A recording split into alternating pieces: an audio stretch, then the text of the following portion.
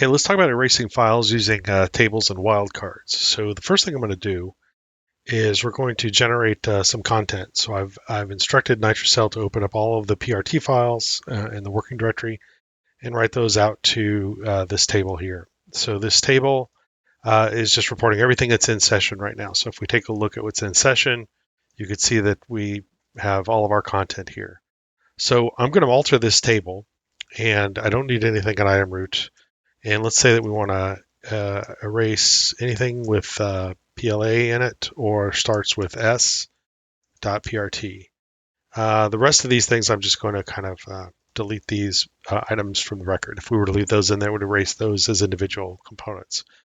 So let's go ahead and comment out the previous instructions here, and we'll do an erase file using our table application version. And that requires the name of the table with a prefix here. So my table. Now, when we run this, you can see it's gone in and it's selected over to that table.